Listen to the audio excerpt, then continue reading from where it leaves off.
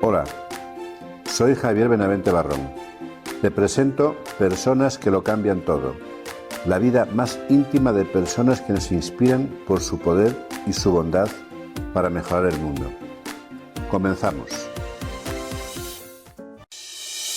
Gracias Vivo Fácil por patrocinar este podcast, por facilitar la vida a millones de personas, por hacer que disfruten de la vida y por cuidar de los suyos y de sus cosas, sus casas, sus vehículos, sus mascotas. Y desde 1999, esos más de 25 años de trabajo de Vivo Fácil dan tranquilidad.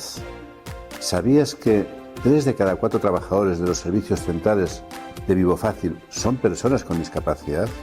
Pues sí, ellas son precisamente los motores del cambio. Entra en el mundo vivofacil.com y disfruta de la vida.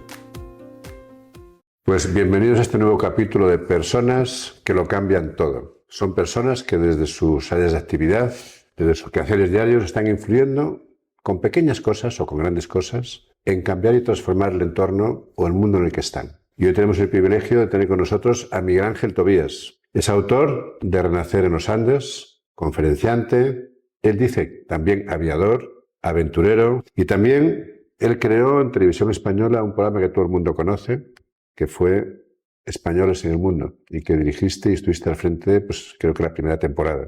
A raíz de tu experiencia en los Andes, donde estuviste a punto de perder la vida, luego nos contarás, decidiste hacer todos los años un documental, una película o algo de impacto, que transformara el mundo, que influyera en la transformación del mundo. Y el mundo audiovisual tiene una gran fuerza, una fuerza brutal para poder hacerlo.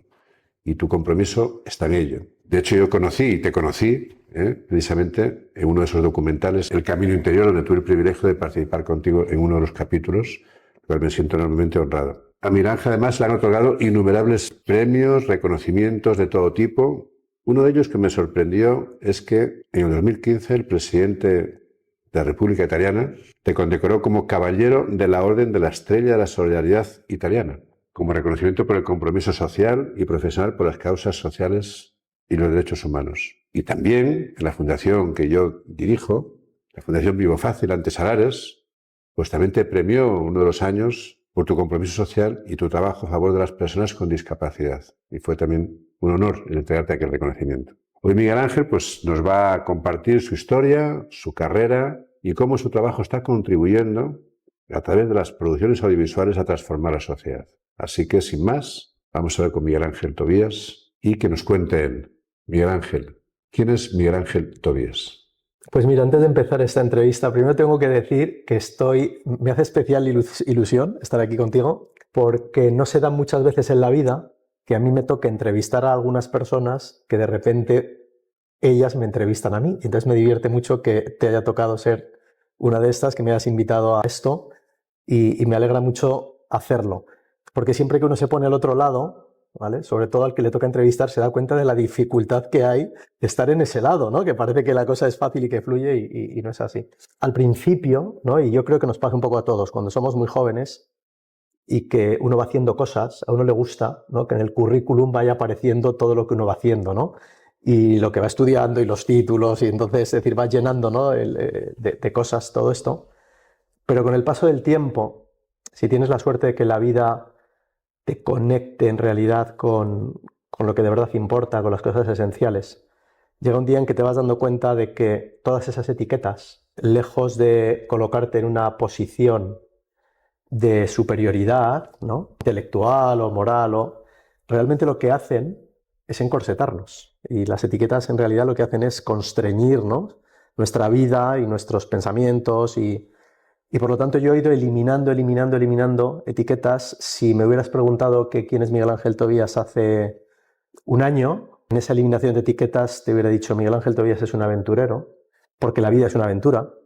Entonces es un aventurero con mayúsculas en el sentido de entender que esta vida es una aventura y que yo hace años decidí meterme dentro de la aventura y hacer algo que explico también, ¿no? Que es intentar el mayor número de veces posibles, el mayor tiempo posible, vivir una vida con mayúsculas.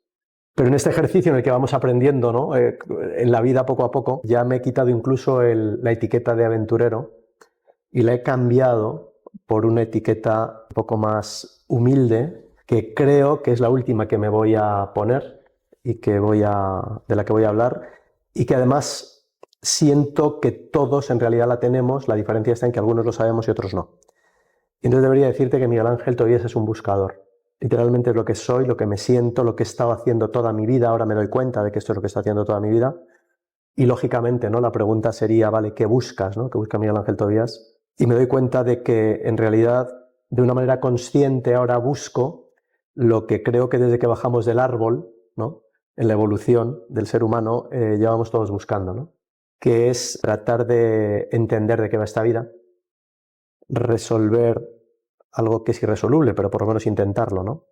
¿Para qué estamos aquí? ¿Cuál es el sentido de esto? Y en eso es en lo que estoy. Entonces, es verdad que incluso todo mi trabajo, toda mi trayectoria profesional de los últimos años ya, de los últimos 18 años, 20, es que va pasando el tiempo, está destinada a esto, ¿no? A esa búsqueda incesante de entender cuál es el sentido último y profundo de la vida y de comprender lo máximo posible también al ser humano.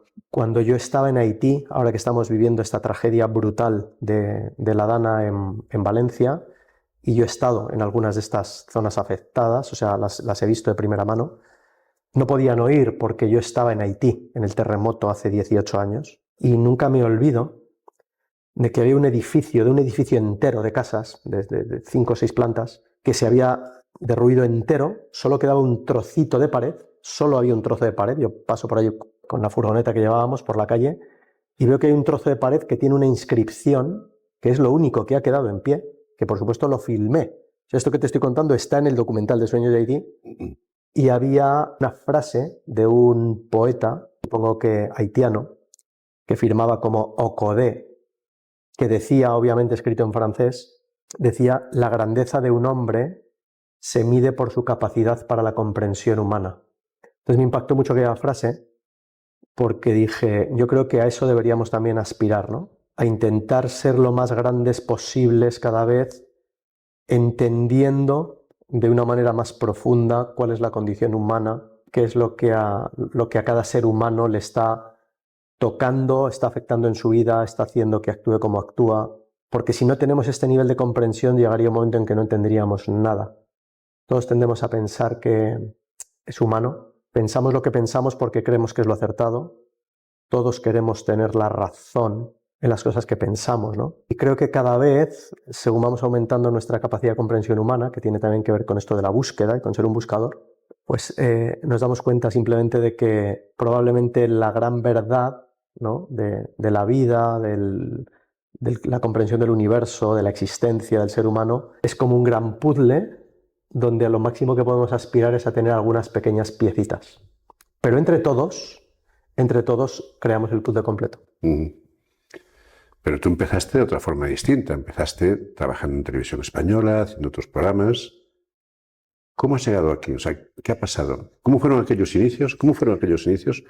¿Y qué te ha llevado a donde estás hoy? Mira, en la manera de pensar. Yo empecé en televisión hablando de salud. O sea, yo ya era el especialista que hablaba de salud en un programa que hizo Isabel Preisler en Telecinco. Isabel Preisler presentó un programa que se hacía en Casa de Cor, que el programa se titulaba Hoy en Casa, y ella hacía entrevistas a gente pues, muy especial, y alguien tuvo la genial idea de que el que tenía que hablar de salud era yo, ¿no? Después de aquello y de hacer muchos programas de salud en distintas cadenas de televisión, hubo un periodo que fue muy, muy divertido para mí, donde durante 1 año y medio presenté todas las galas de música, de televisión, de gran espectáculo en televisión española. Los sábados por la noche, los especiales de Nochebuena, Nochevieja, la gala FAO, la gala del juguete, etcétera, etcétera, que eran galas en directo de 4 horas, donde aprendí mucho y donde, claro, me hice mi máster. Me hice el máster de cómo estar delante de una cámara, porque estar en un programa en directo 4 horas es un máster brutal, ¿no? Y ahí se fue forjando poco a poco una idea que es la que me acabó llevando a montar una productora audiovisual. En aquel momento yo dirigía 4 clínicas, en aquel momento yo pasaba consulta, estuve 13 años pasando consulta de nutrición aplicada a todas las enfermedades. Yo monté el primer centro de medicina antienvejecimiento que se abrió en España. Hablo de hace 20, veintitantos años. Veintitantos años. Que Yo están salía súper de moda. Claro, ahora está súper de moda, pero hace 25 años cuando yo lo puse en marcha, no. O sea, de hecho fue un adelantado a mi tiempo y aquello fue noticia en los informativos que había en aquel momento, ¿no? Pero fui, con mi trabajo en televisión, me fui dando cuenta de algo que luego, es decir, marcó el rumbo de todo esto, ¿no? Y es que me di cuenta de que el audiovisual es el motor más potente para cambiar el mundo. Me di cuenta de que si los ejemplos que ponemos a través del cine, los documentales, la televisión, luego ya Internet, las redes sociales, la publicidad, si los ejemplos son negativos, la sociedad vira en negativo. Porque somos animales de repetición, somos como monos de repetición. De hecho, comemos en función de lo que nos venden que hay que comer, vestimos de una manera en función de lo que la moda nos dice a través de las pantallas, que pensamos en función de... O sea, somos animales, somos como monos de repetición, ¿no? Entonces, me di cuenta de este poder y en un momento determinado dije, Miguel Ángel, hay mucho negativo, entonces vamos a tratar de hacer dos cosas, ¿no? Que es hacer proyectos audiovisuales que aporten cosas positivas a la sociedad y además vamos a demostrar al mundo que conceptos como cultura y entretenimiento no tienen por qué estar reñidos. Yo recuerdo que, bueno, los que ya tenemos unos años, pues nos acordamos de La Clave, de Balbín. Yo era niño, pero la clave estaba ahí, yo la veía, ¿no? Pero esto es la idea de programa sesudo para intelectuales, para una élite, y luego digamos que los programas de entretenimiento, pues para la masa. Y yo me negaba a aceptar este concepto, ¿no? Y tan es así que lo que hice fue, y de ahí me vino la idea de crear Españoles en el Mundo, de decir, vamos a hacer un programa, aporte cosas positivas a la sociedad, tal y como yo lo creé, no es en lo que luego ha derivado Españoles en el Mundo. Cuando yo dejé de estar al frente de esto y Televisión Española se quedó con los derechos, como pasa muchas veces, pervirtieron el cómo yo había creado el proyecto, ¿no? Yo creo el proyecto con la idea de contarle al mundo de verdad cómo es la vida de los españoles fuera de España. De tal manera que ahí había un abanico enorme donde se veía desde el que se había ido con una mano delante y otra detrás y había triunfado, como el que seguía peleándose la vida, como el que estaba peor, como el que decir, y si la gente ve los primeros capítulos de Españoles en el Mundo, pues ves, por ejemplo, en Nueva York, como entrevisto desde a Rojas Marcos, que en aquel momento era presidente de todos los hospitales públicos, o a Chencho Arias, que era embajador ante Naciones Unidas, y hablo con él de la guerra de Irak, en plena guerra, ahí en Central Park, o Carrascal, el famoso periodista de los informativos que revolucionó los informativos en España, muy famoso por las corbatas que llevaba, pero de repente había un sacerdote en Queens que daba de comer a los indigentes en una iglesia los fines de semana, pero había una modelo que se había ido española y había triunfado, pero otra que limpiaba escaleras porque no conseguía triunfar. Es decir, había esta idea de realmente, de contar cómo era la emigración en un momento determinado, ¿no? Y por lo tanto, para mí el concepto era decir algo que se vea de una manera ligera, que tú te quieras sentar enfrente de la tele y lo veas de manera amable, pero que aporte conocimiento, que aporte cosas positivas, ¿no? Cuando yo puse en marcha Españoles en el Mundo y vi cuál era el éxito del programa, que lo fue desde el primer capítulo, éxito de audiencia, me di cuenta de que había descubierto una forma de producir audiovisuales, ¿no? Y entonces, el transcurso, digamos, de los años, lo que he ido simplemente es incidiendo, ¿no? Y en este concepto de decir, podemos hacer cosas que aporten algo bueno, algo positivo, que sea blanco. Todos los proyectos que yo hago son blancos, quiere decir que se tienen que poder ver por los niños, y además trato de fomentar que se puedan ver en familia y por toda la familia, y que se puedan sentar enfrente de una pantalla el abuelo, la abuela, los abuelos, los padres y los hijos a ver lo mismo, que era con lo que algunos hemos crecido, donde nos juntábamos todos alrededor de la mesa y veíamos a Félix Rodríguez de la Fuente, y luego veíamos Curro Jiménez todos, o veíamos La Casa de la Pradera todos, y había ese ejercicio donde la familia se reunía alrededor de la televisión y la televisión se convertía en un miembro más de la familia que generaba también cohesión y que generaba interacción e intercambio, ¿no? La locura a la que hemos llegado hoy es justamente la contraria. O sea, en una casa puede haber 4 miembros de familia y 5 televisiones, dependiendo de los lugares o de las estancias, ¿no? Por lo tanto, en realidad para mí, todo este proceso, ¿no?, hasta llegar al día de hoy, ha sido simplemente, ha ido sucediendo de manera natural, donde yo me he ido dando cuenta de que el trabajo que yo hacía tenía sentido y que el trabajo que hago tiene sentido. Y si yo no recibiera en cada cosa que hago, en cada proyecto, y tú has participado de uno de ellos muy importante, el Camino Interior, del que he recibido, igual que antes con Me llamo Genet, con el guión de tu vida, con Rising Nepal, por supuesto con Sueños de Haití, he ido recibiendo miles y miles y miles, cientos de miles, no miles, cientos de miles de mensajes de espectadores diciendo: gracias Miguel Ángel por hacer este contenido, gracias por hacer esto que me ha ayudado. Yo no lo haría. Es decir, yo no estoy aquí haciendo proyectos audiovisuales para sentirme bien conmigo mismo y para decir, oye, qué bonito esto que has hecho y qué bien te sientes, ¿no?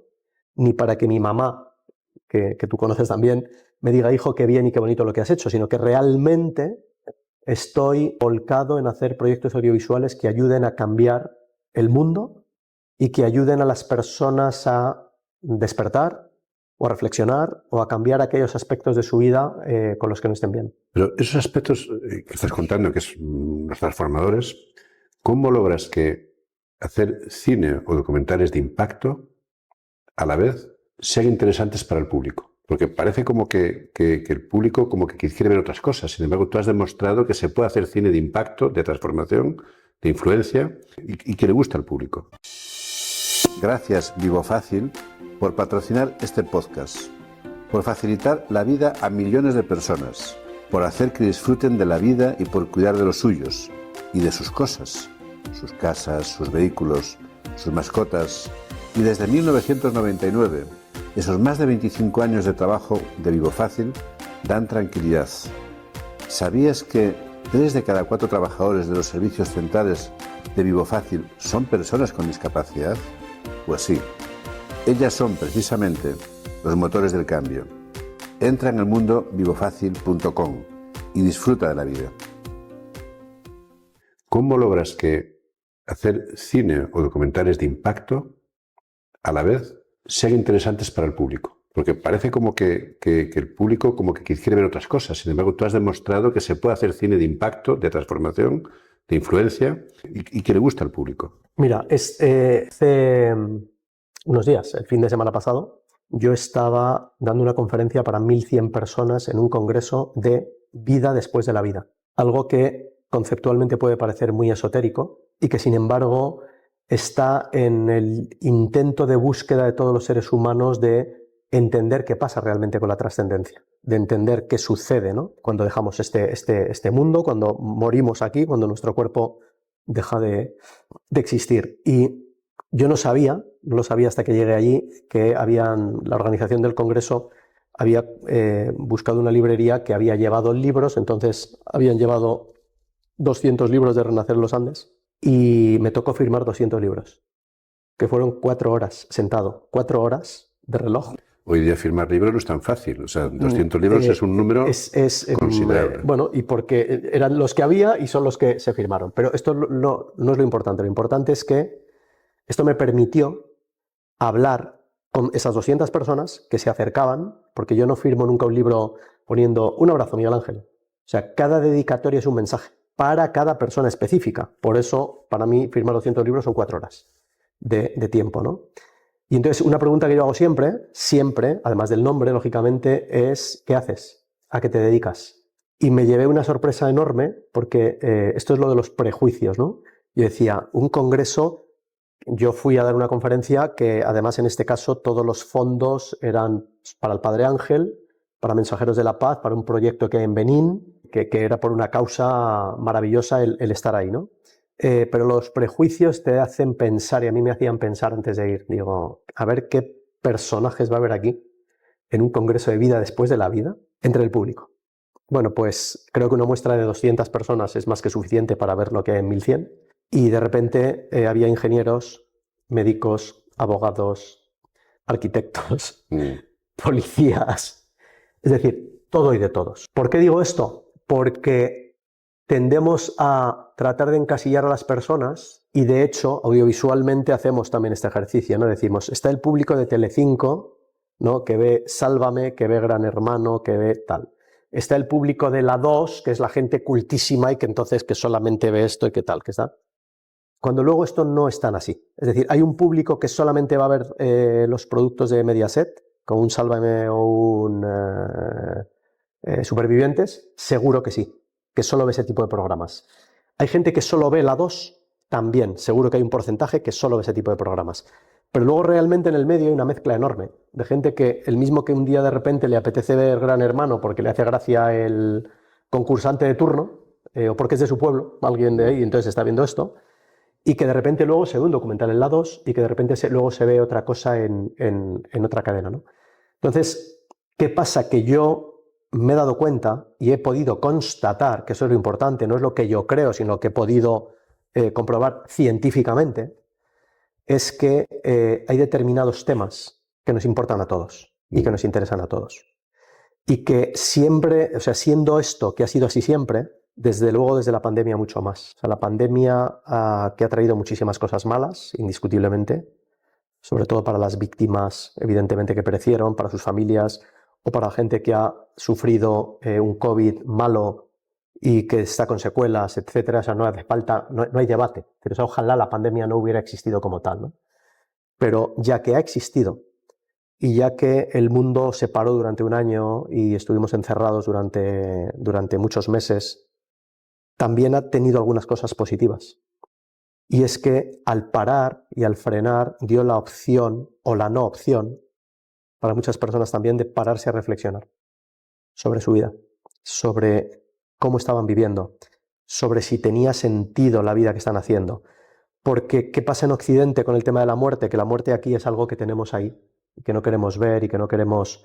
De hecho, enterramos a la gente al día siguiente que se muere. O sea, es como, esto hay que quitárselo de encima rápido, ¿vale? Porque nos da miedo, porque nos genera una sensación de desagrado, porque, que es otra de las asignaturas pendientes, que es la relación de los seres humanos con la muerte. Cuando la realidad es que la muerte siempre ha estado ahí, siempre está ahí, de hecho, ¿verdad? Desde el principio de los tiempos.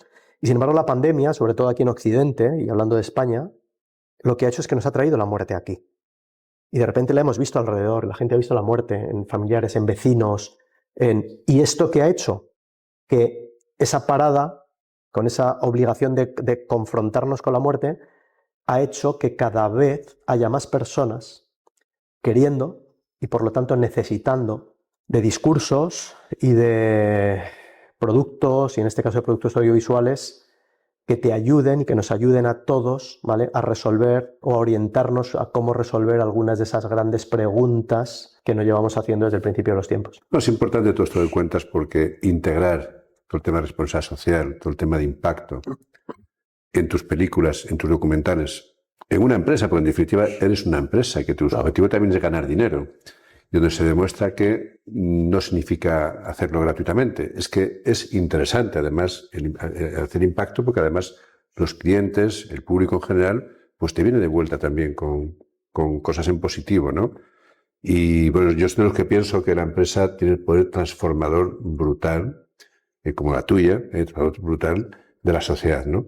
Y tú, en ese sentido, tienes una empresa, porque es una empresa que se llama AK Media, que la creaste y la fundaste, y esto forma parte de esa empresa. Cuéntanos un poco de tu empresa, porque yo creo que es importante también el que cuentes un poco, que con esta visión tengas una empresa que está funcionando y compitiendo en el mercado. La importancia indiscutiblemente de las empresas. Si nos diéramos cuenta de que no hay, y deberíamos darnos cuenta cuanto antes, de que no hay separación, ni hay rompimiento, ni debería haber rompimiento en el concepto de empresario y trabajador por cuenta ajena.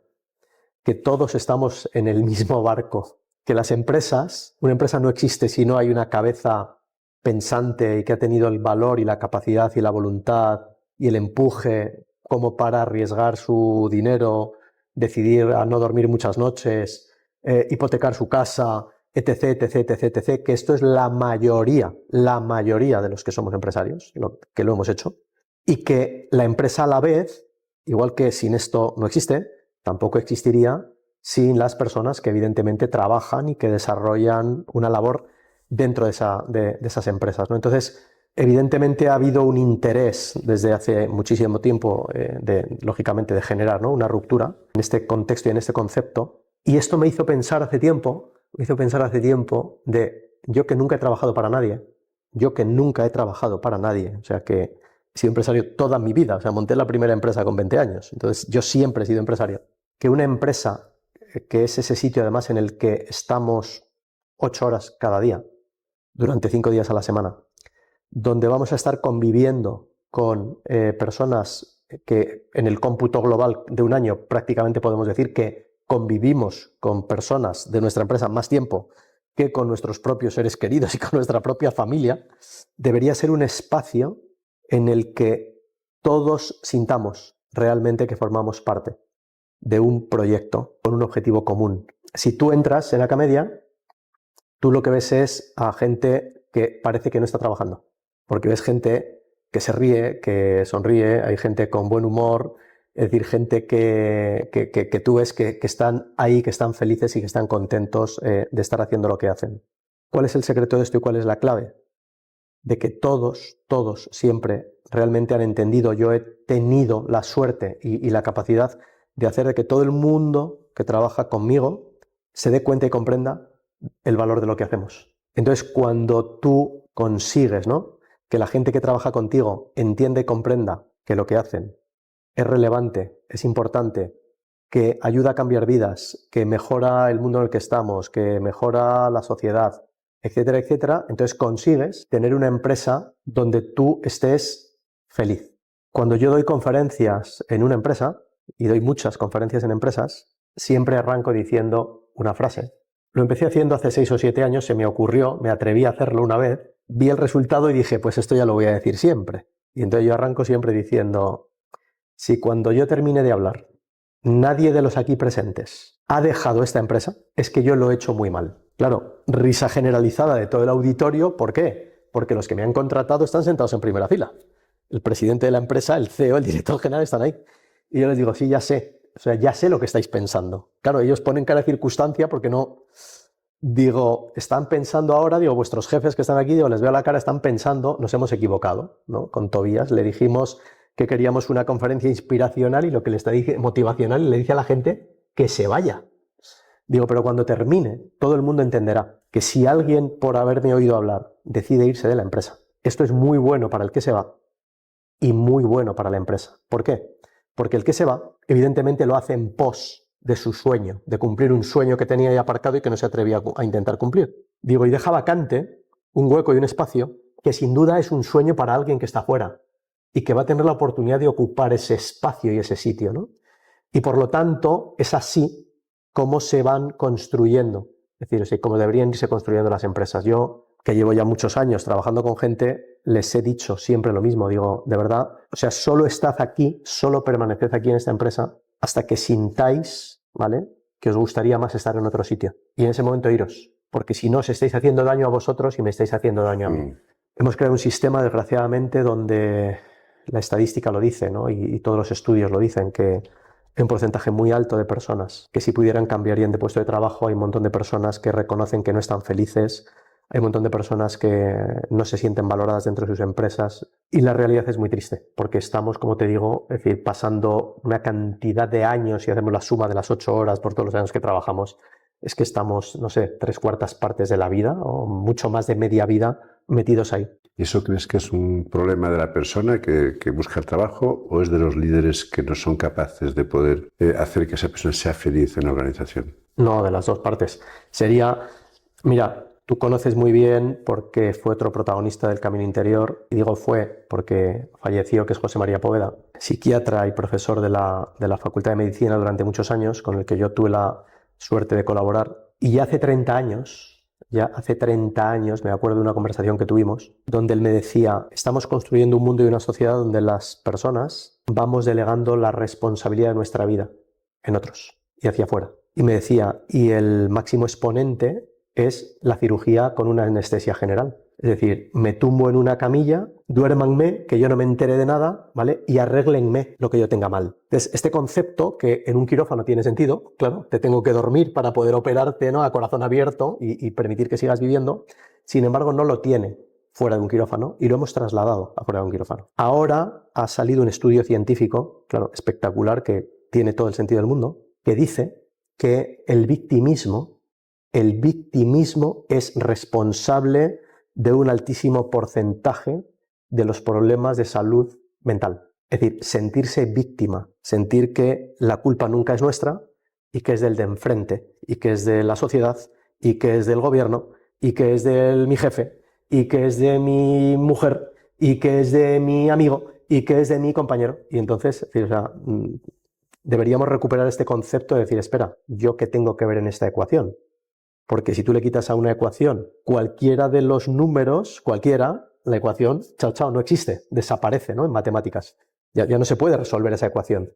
Pues con esto sucede exactamente lo mismo. Y además, claro, es que no se puede. Es decir, no hay forma de hacer una regla general. Hay individuos en la cabeza de empresas que no deberían, es decir, a nivel humano, desde luego, estar ahí, porque no están cualificados para ello. Como dijo, creo que fue Gandhi, ¿no? El que decía aquello de, si quieres que cambie el mundo, cámbiate a ti mismo. Entonces la jugada debería ser, antes de empezar a quejarme, tanto soy el empresario como soy el trabajador, es, de verdad yo estoy haciendo lo que debo, estoy haciendo todo lo que puedo, estoy haciendo lo mejor que puedo, y si eres capaz de responderte que sí a todo eso, entonces ahí empieza a quejarte.